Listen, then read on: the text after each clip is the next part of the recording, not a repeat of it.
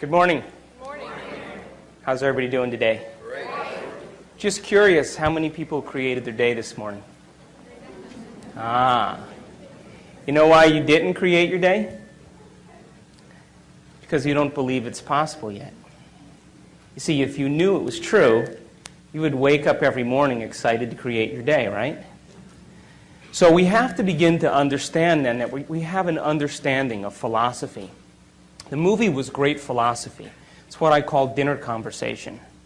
It's got a lot of principles of quantum physics and neuroscience and biology and genetics and receptor site physiology. All of that information is really great.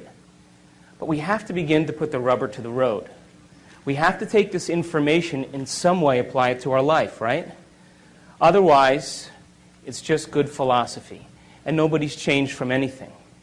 So today I'd like to spend a little time with you and see if we can make some sense out of the world of quantum physics and your mind. Are you guys interested in that? Yes. Okay. So I was leaving my office a couple months ago, and my staff member handed me this sheet of paper, and she said, "Listen, you have to read this, quick," and I'm on my way to catch a plane, and so I grabbed this piece of paper, and it's this woman who decides to create her day. And she says, "Well, I never considered myself a special person, and so I'm going to create my day, and I'm going to ask for a sign without a doubt that lets me know that I'm special, and I want it to come in a way that surprises me and it leaves no doubt in my mind that I made contact with the field." So she's driving down the road up this 5-mile incline at sunset. And as she's driving up this road, a bald eagle flies in her car, lands on her dashboard, spreads its wings out, makes eye contact with this woman. She pulls off the side of the road, and the eagle flies out the other window. And I said to my office assistant, "You email that woman back and you tell her if she has any doubt now that she's special, we need to talk." Yes? So how come nothing new ever happens in our life? If the quantum law works, and we know that it does, then how come we keep having the same relationships or the same jobs or the same circumstances in our life? How come it's so routine and predictable that it seems that Newtonian physics is the law? Because we haven't mastered this idea called observation. So this one particular researcher says, "Well, who do I know that that knows how to pay attention really well?" So he gets on the phone, he calls the Dalai Lama, and he says, "Can you send me your 8 best guys? I want to study these guys, and I want to see what happens in their brain when they're focusing on a single-minded thing like compassion or divinity or unconditional love." Now these guys, by the way, had over 40,000 hours of focused meditation. They spent over 40 years practicing. While you were laying on the beach, they were focusing on single-minded thoughts. And then they said, let's take a control group, just a group of people that are just average people, and we'll use the monks, and we'll teach them how to do this thing called focused concentration, what science is now called paying attention. By the way, the average human being loses their attention span 6 to 10 times a minute. How good's our observation? That's why only a few subatomic particles actually pay attention to our mind. So he said, okay, we're going to hook these guys up to these brain scans, particular ones called EEGs. And EEGs measure electromagnetic frequency that the brain emits. And so they took 256 electrodes and they covered their whole entire head. Can you picture these monks, with the things? And then they ran all the feedback into a computer that created a holographic picture of the brain, and they were able to begin to measure brain activity. You guys with me? Yep. So They said to these monks, be your normal self. They took 8 of them, be your normal self. And then they said, okay, now listen, you guys, pay attention to compassion. Just close your eyes and pay attention to compassion. The moment they did that, all of a sudden, the frontal lobe lit up so much that the scientists had never seen that type of activity in that part of the brain. Now then they took the control group and they said, all right, you guys, pay attention to one thing. And of course, what happened? My back hurts. How long is this going to take? I don't really want to do this. Am I doing it right? I wonder what my kid's doing. I got to buy dinner, all that stuff. And guess what happened to their frontal lobe? Meh. Nothing. Nothing. Now, in one particular monk, there's a part of the frontal lobe on the left side, which is really the happy spot in the brain.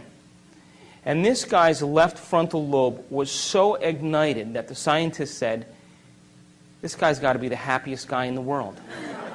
They'd never seen activity like this before.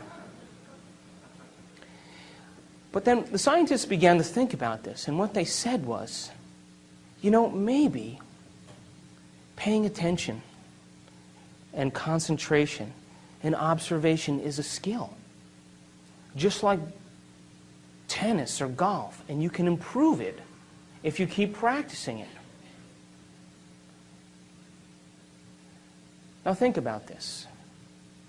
The brain is the instrument that we use. It's the machinery for us to process thought. How many people will accept that?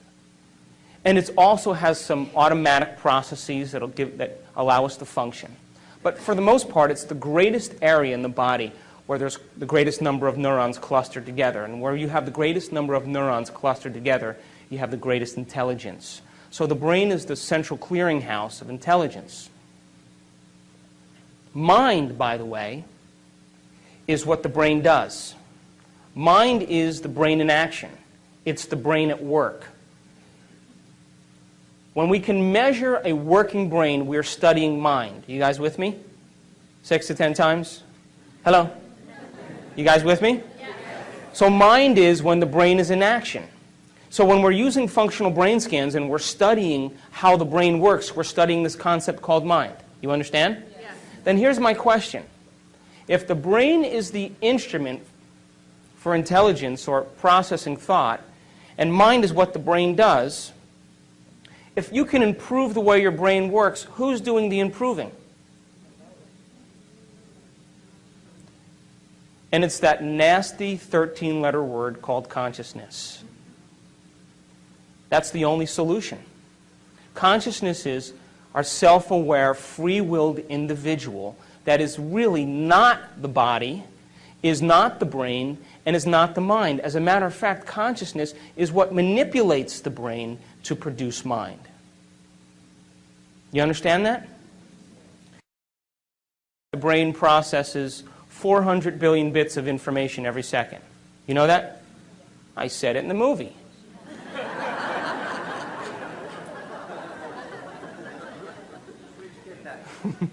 But we're only aware of about 2,000 of those 400 billion bits of information. And you know what those 2,000 bits of information have to do with? 3 things, and only 3 things. The body, the environment, and time. That's it. Does your back hurt? You have a headache? Are you tired?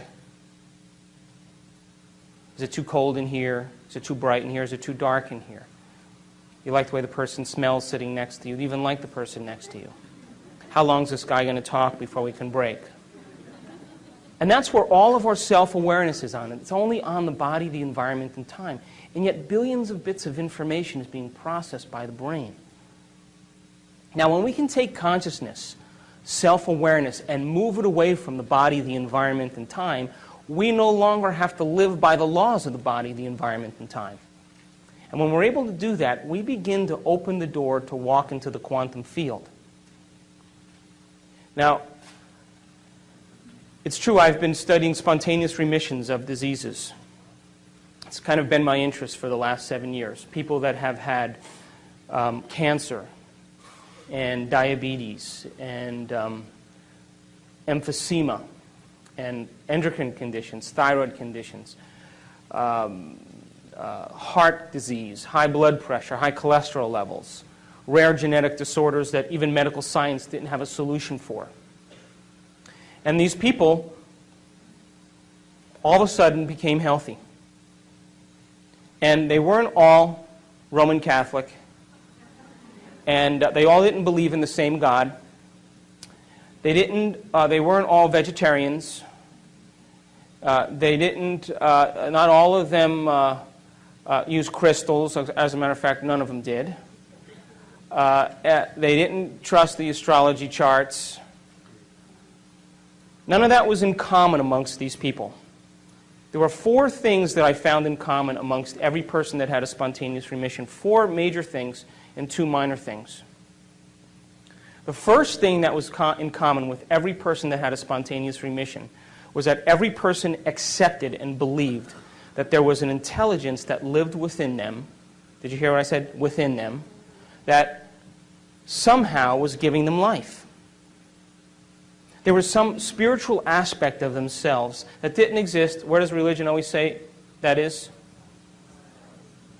They didn't say that. They said, I'm connected to some mind that's so much greater than my mind. I'm connected to a force that's so much greater than me. A will that has so much more will than I have. And loves me more than I even love myself. And they said, if I could just make contact with this intelligence, it would do the healing for me. Does that make sense? So what they said was, they said, you know, I'm riding on the back of a giant, and I just got to learn how to whisper in its ear. Now, I want to demystify this a little bit, okay?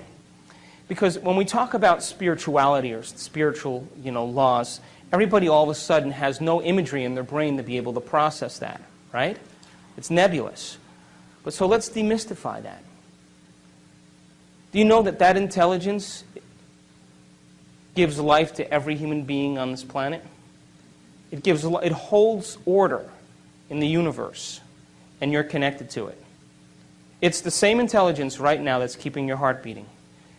Your heart pumps over 2 gallons of blood a minute, over 100 gallons of blood an hour.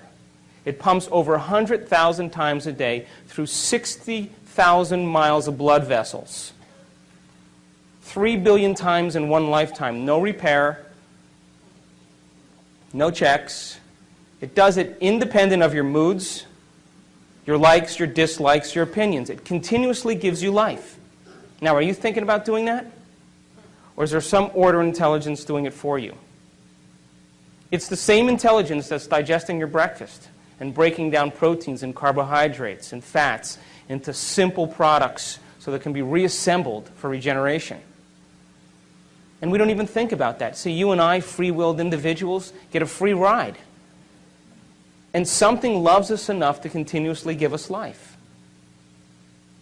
It's the same intelligence, by the way, that's making 10 million cells every second, because you know you lose 10 million cells every second. Whoops, you just made another 10 million. Were you thinking about that?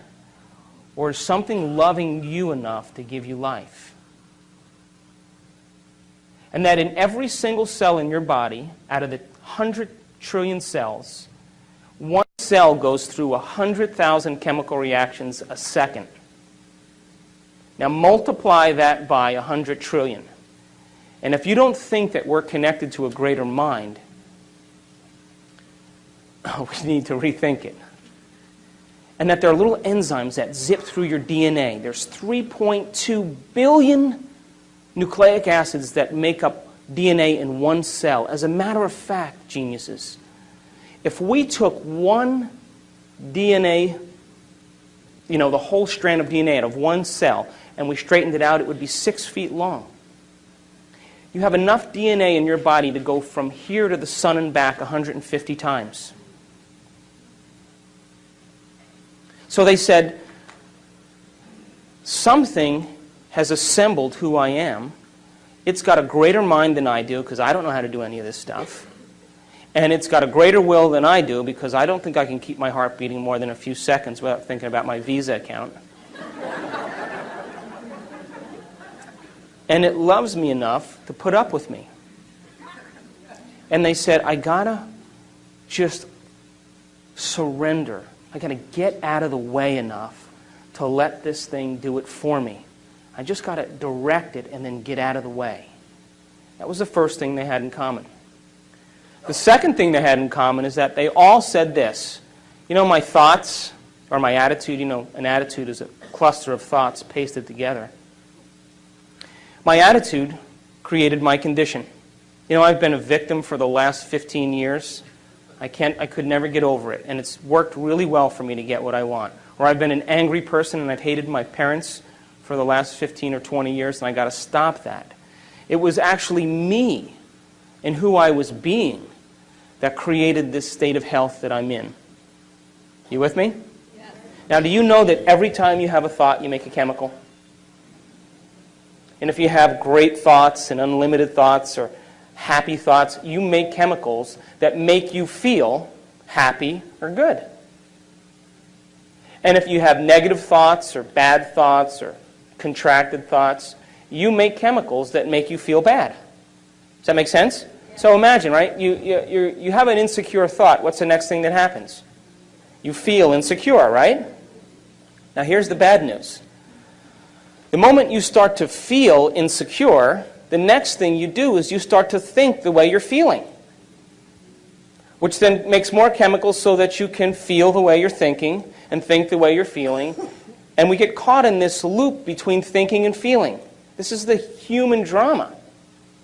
And what ultimately happens, listen to this, is that feeling becomes the means of thinking. And what that really means then, geniuses, is that mind is now immersed in the body. You're not thinking as a mind. You're not thinking as a conscious being. You're thinking as a body, because body is determining the outcome based on a feeling. So we call that a state of being. So the person can't think any other way than the way that they feel. So they wake up in the morning and they feel bad and they start to think bad and then they start to feel bad and they spend the whole day perceiving their day based on a feeling. Now, the body should be the servant to the mind. When this happens now, it's the mind that's the servant to the body. Quantum law still apply? Absolutely, which means then that the person can only live out their genetic destiny. Nothing new will ever happen. Am I making sense? Yeah. Now, the third thing they had in common is that they all said this. You know what? I have to reinvent myself. I got to become somebody else. I can't be this miserable victim for the rest of my life. I got to become somebody else. Now, the moment they did that, they started to ask themselves some really important questions. Questions that most people don't have the time to think about. Questions like, what would it be like to be a happy person? Who do I know in my life that's happy? What would I have to change about myself to live in joy? Who in history do I admire that was great? And at what point did I lose it and believe this is who I am? And you know, the moment we ask those important questions, guess what part of the brain turns on? Frontal lobe. You know why? Because when we're running automatic programs that determine who we are, we're using the rest of the neocortex. It's all based on association and memory. When we stop those automatic programs, it's the moment when you ask those important questions, the brain puts the brakes on and has to reassemble a new way of firing to produce an answer to that question different than the way you've always thought. You understand that? So they put the brakes on to the automatic programs and they said, what would it be like? They started to speculate because the brain, the frontal lobe is the speculator. It's the part of the brain that likes to examine the what-ifs. And they started to gather information. They started to read at the same time as contemplate about a future. And their brain started to reorganize itself in a new way. You with me? So, do you think that you can change the circuits in your brain by thinking about it? Do you? So I did this experiment a little ways back. They took these people who never played the piano before. You guys with me? And they separated them into 4 categories, and they said, listen, we're going to scan your brains before you learn these exercises, and then we're going to scan your brain after. And all you have to do is show up for 2 hours a day in practice for 2 weeks, okay? And just follow the instructions. And we're going to hook your brain up to these sophisticated scans, and we're going to see what happens before and after. So they got with these people, and they said, okay, first group, here's the scales and here's the chords. They're one-handed exercises. Practice them over and over again. Keep playing them. So they played every single day, 2 hours a day for 2 weeks. They scanned their brains before, they scanned their brains after. After 2 weeks, guess what happened? A whole new set of circuits lit up in their brain that never lit up before. That makes sense. You learn something new. Learning is making new connections. Repeating it over and over again is sustaining or maintaining those connections, and that's called memory. So they memorized what they were doing by physically practicing or personalizing what they learned. Make sense? Standard, simple. They took the second group of people and they said, listen, we want you to play 2 hours a day for 2 weeks. We're going to scan your brain before and after, but you know what we're going to do? We're not going to tell you how to play anything. You just come and do whatever you want. Play whatever you want. So at the end of 2 weeks, guess what happened to them? Nothing. You know why? Because they couldn't remember what they had learned the day before. And they couldn't remember what they played the day before, and they had no structure. They got no instruction and no knowledge to be able to apply it to make some steady circuits. Still with me? Make sense? Took the third group of people, they said, listen, don't even show up. Don't even create your day. Same thing. Nothing happens. Last group of people, they said, listen, we want you to come 2 hours a day for 2 weeks. We're going to show you these one-handed exercises. But instead of you physically playing the piano, we want you to mentally rehearse over and over again those exercises. And we know you're going to get tired, so we'll nudge you and we'll keep you awake, but you practice for 2 hours a day and you keep repeating those. At the end of 2 weeks, they rescanned their brain, and guess what happened? Same area of the brain lit up as if they were actually playing the scales. Now, you know what that means? They grew new circuits in their brain just by thinking about it. Just by thinking, just by rehearsing. Now, every time we learn something new, we make new circuits in the brain. If you learn anything new, learning is making a new connection in the brain, new neurological connection. Memory is maintaining or sustaining those connections, keeping them alive. And the only way that we maintain and sustain connections in the brain is by repetition. Repetition allows the neurons to develop a long-term relationship. So these people, every single day, made it the most important thing. They gave up their social engagements. They gave up television. They said, I'm going to mentally rehearse the greatest ideal of myself every single day. And as long as I keep doing it every day, what's going to happen to those circuits? They're going to light up and become the more sustainable circuits to act as a platform of who they will become in the future. Am I making sense? Now, the last thing that they had in common, which I find the most important, is that during this process of rehearsal, while they were sitting down rehearsing who they were going to be, just like the piano players, rehearsing over and over again, they had long moments where they lost track of time and space.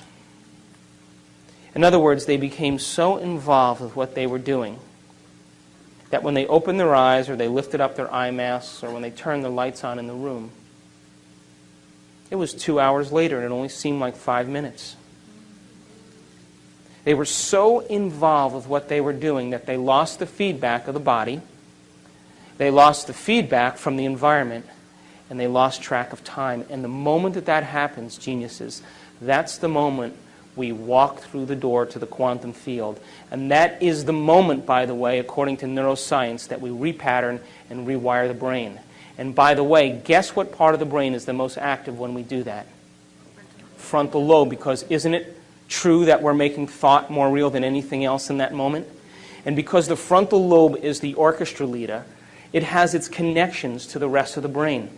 And what it does is it quiets down the association centers, the thinking centers. It quiets down the motor centers. You don't want to move, you get still. It quiets down the emotional centers. And the only thing that's real is the thought. And when we capture that thought in the frontal lobe, when the frontal lobe captures it, as we hold that thought there, what happens is the rest of the neurons in the brain will pattern and make circuits to capture that thought and reflect it as a footprint of whatever we're focusing on. Does that make sense? Because it's as if we're experiencing it. And when we make new circuits in our brain, by the way, do you think that we'll perceive things that maybe already existed but we never really saw? Do you think that's possible? Do you think that the person who lives practicing being a victim every day gets good at it? Turn that on automatically? Yeah. Is it natural and second nature? And how will they perceive their world based on how they're wired? According to the law of a victim. Would you agree? Everything is a reason to suffer. Would you accept that? Simple quantum law, right? So if you made new circuits in your brain, do you think you may process or see things in your reality different because now you're wired to see them? Do you accept that? Yeah. So if I put up a picture of a Monet on the screen up here, and I said to you, isn't that a beautiful picture of what Monet painted? You guys would all say, oh yeah, that's beautiful. And then I took the picture down and I said, did you guys know anything about Monet? Do you know that he spent 44 years of his life teaching himself how to see things differently? And he thought that every person was too busy to stop and pay attention to light.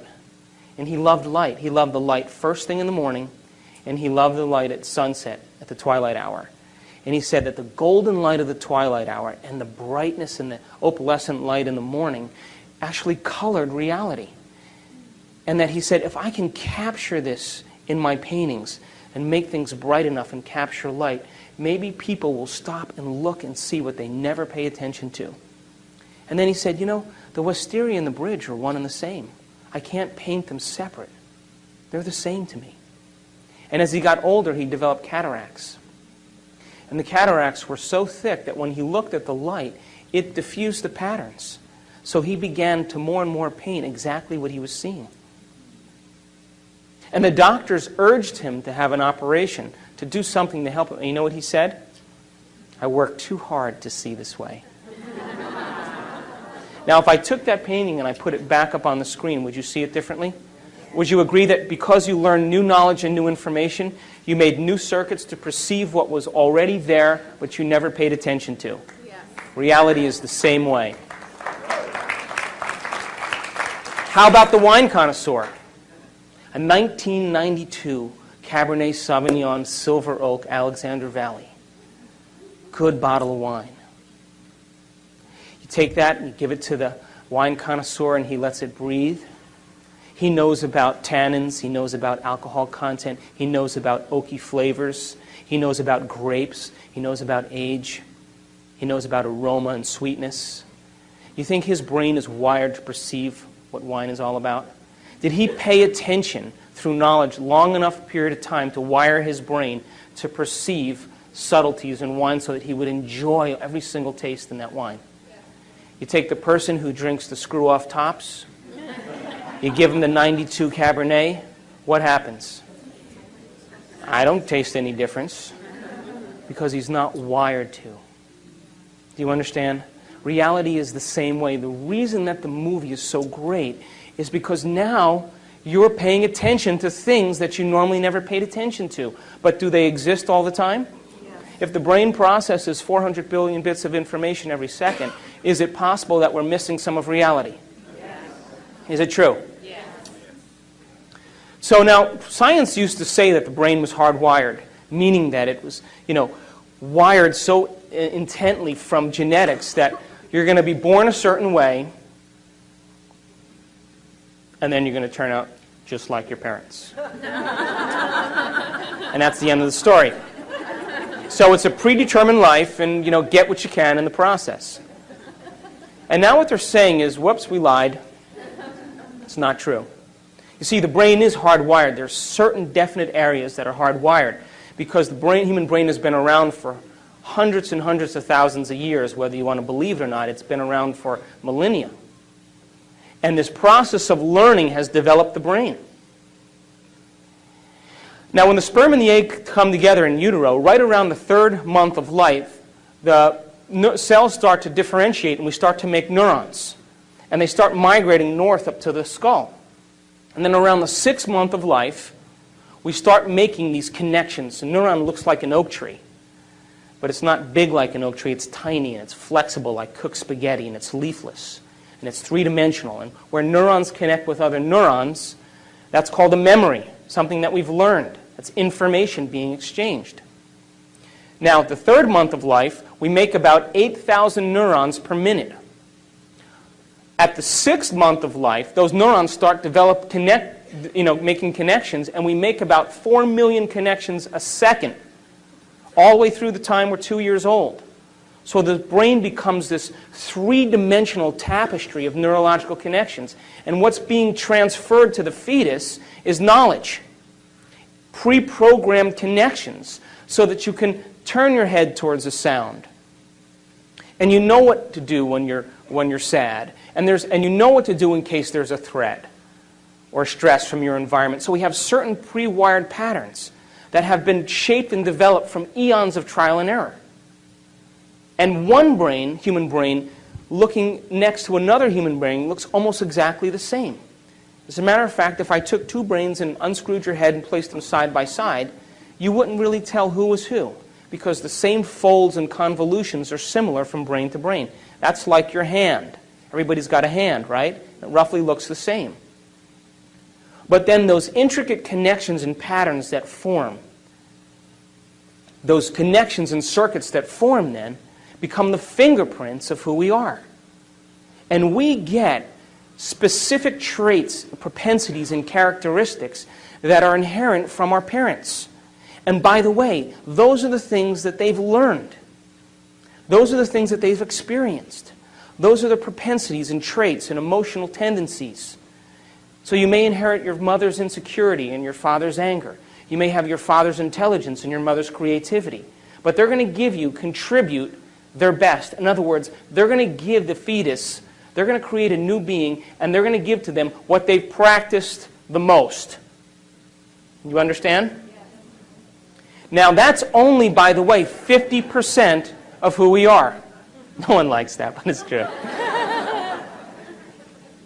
It's 50%, that's it.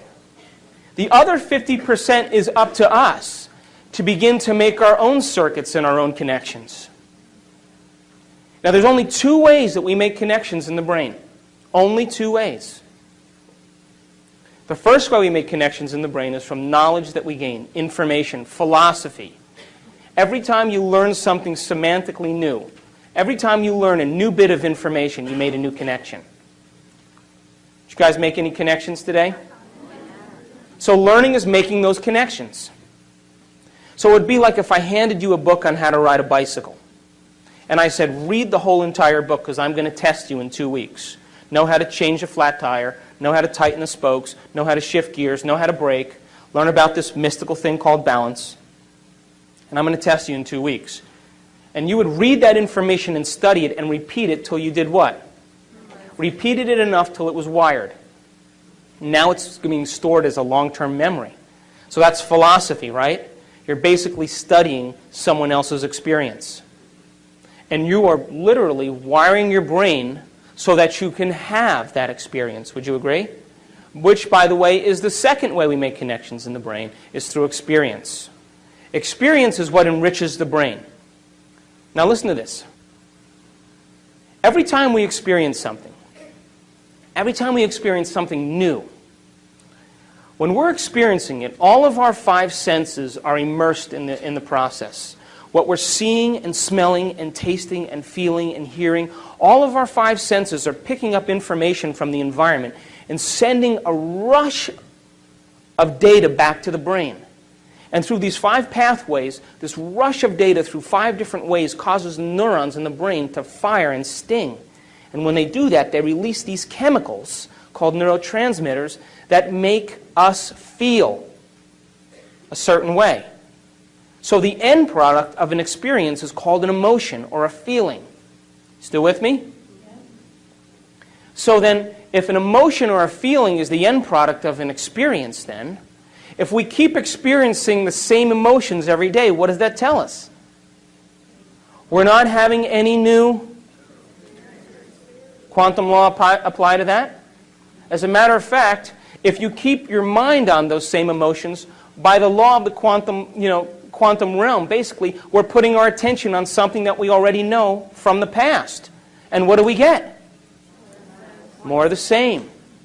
So when we live by emotional propensities and emotional addictions, what we're really saying is, my observation is on something that's familiar to me based on the past, and I will keep observing it to keep it intact so that my future looks just like my past.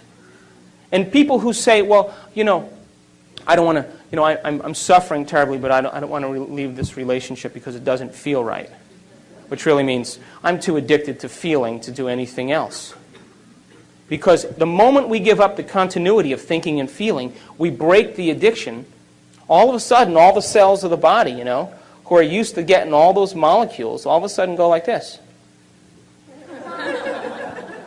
What is she doing up there?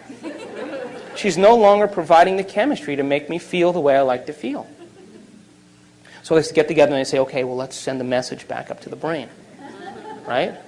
And all the cells send the message back up the brain, and what happens? You start to hear these little voices, right? Go ahead, come on, get angry. Go ahead, come on, feel bad. That's because that's the body telling you that it's used to some chemical state. That's the body determining reality. And when the body determines reality, what it's saying is that we are living based on some past addiction. So emotions and feelings are the end product of an experience. And when we experience something, the feeling that we have from that experience helps us to remember the experience better. Would you agree? Absolutely. Do you know where you were on 9/11? Do you know? You know why you know that? Because you remember the feeling, right? So the feeling helps you remember the experience better. So if feelings and emotions are the end product of an experience, and the person is experiencing the same feeling every day, what does that tell you? They're defining themselves from some past experience. Are there new experiences, geniuses, to have in the quantum field that have new emotions?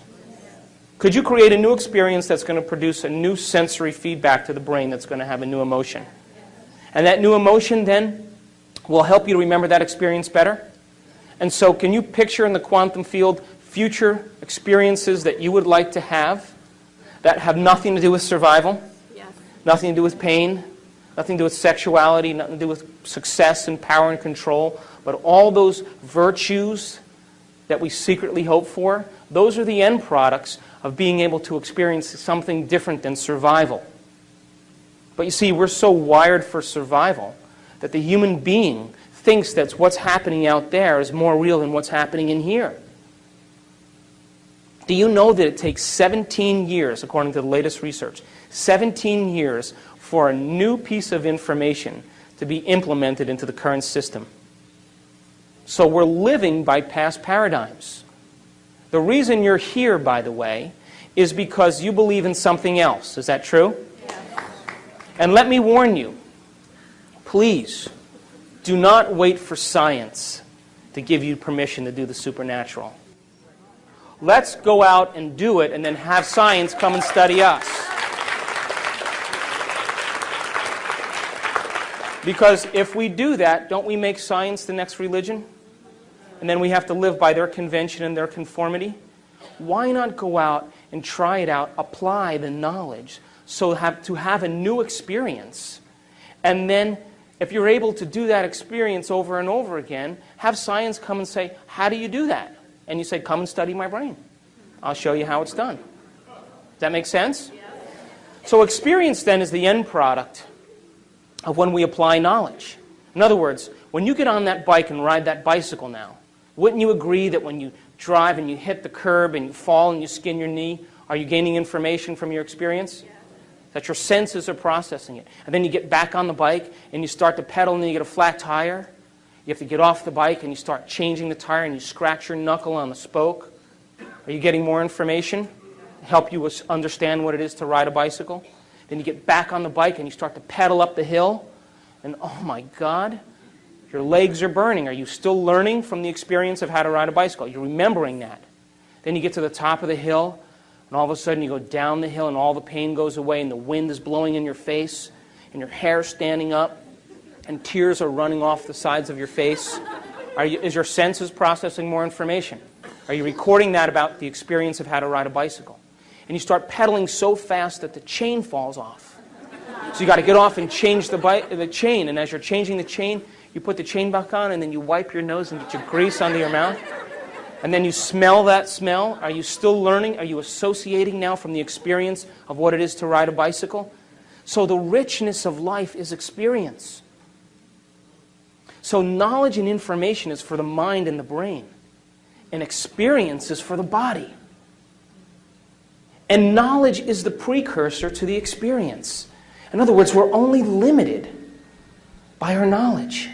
And when we can take knowledge and personalize it, we set ourselves up for a new experience. As a matter of fact, the whole reason to be alive is to learn something new, modify our behavior to produce a new outcome. That's called evolution. Now, what makes us so unique, geniuses, as human beings, is that when other species are subjected to harsh environmental conditions, right, they have to continuously expose themselves to it over and over again until they start to modify their behavior. Thank you. And as they start to modify their behavior, after several generations, they may be able to change their genetics and produce a way to acclimate or change as a result of that environmental stimuli. What's that called? Evolution, right? But that may take thousands of years. Human being doesn't have to do that. Human being, because of the size of the frontal lobe, can change in a year, can modify themselves in a week, can become a different person in a day. We can evolve ourselves and become somebody else and not have to go through the long continuum of trial and error. But you see, the brain only exists in two real states, according to me. At my present state of ignorance. Two real states. We have survival and we have creation. And creation falls under the category of learning and experiencing. And survival falls under the category of responding to the environment so much that it then becomes, listen to this, it then becomes the environment that is creating our reality. Did you hear me? Because as the environment pushes the circuits in the brain and we respond to those environmental stimuli, the body becomes prepared for the threat or the stress, which then causes the brain to think a certain way, which then creates the same reality in the future. So we're these human beings with these big brains, but we're living in the rudimentary part of the nervous system that's based on survival. And by the way, 90% of the time that we're awake and aware, we're living in survival. You know, responding to the environment, allowing the environment to determine our internal state. And the confusion we have as human beings, you see, the present moment right now is created from the thoughts of where? Right? So then the thoughts of now are creating what? So most people, though, they say, I'm going to sit down and create my day. I'm going to sit down and create wealth. And they sit down for 10 minutes. They get up and they start looking in their bank account for the transfer. And then they say what? Didn't work. But you know, we Americans, by the way, are the most difficult audience to talk to. We go to South America, we go to Europe, we go to Asia. People accept this. But Americans are so desensitized to so much stimuli. They get, 2,000 channels on their television. They have opinions about everything. They're into convenience. If your internet connection doesn't come up in 30 seconds, you're like...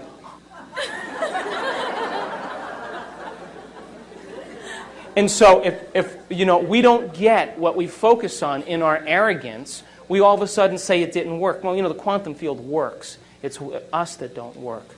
And as we begin to develop the skill of paying attention, we're holding on to an observation, by the way, independent of the environment, independent of our body, independent of time. And by the way, those are the heroes that we fall in love with, isn't it?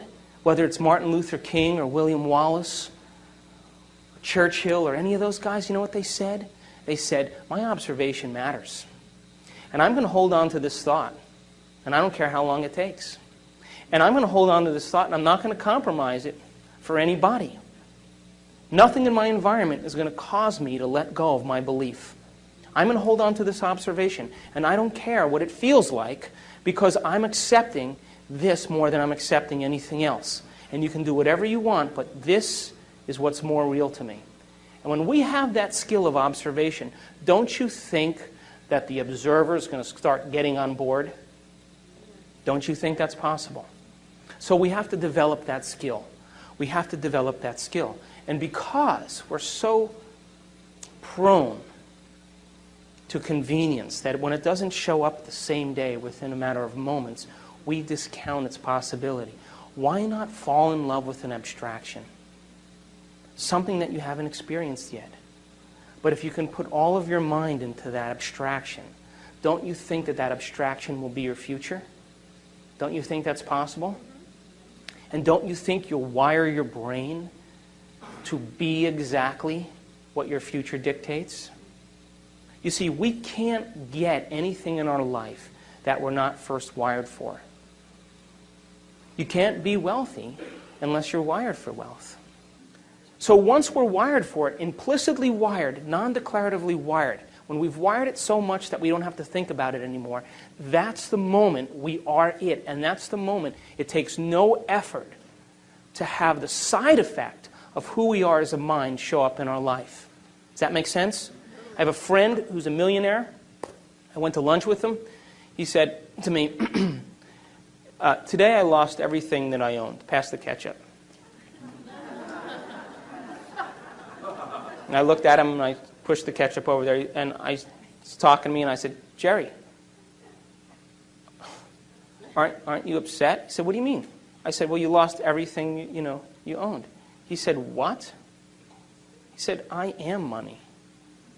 I've made it thousands of times. I've made it 100 times. I'm going to go make it back in 2 weeks. So the question is, who are we going to rehearse ourselves to be every morning? Can you rehearse in the morning your greatest ideal and activate those circuits? And as you rehearse those ideals for yourself and activate those circuits, won't they be the platform of who you become?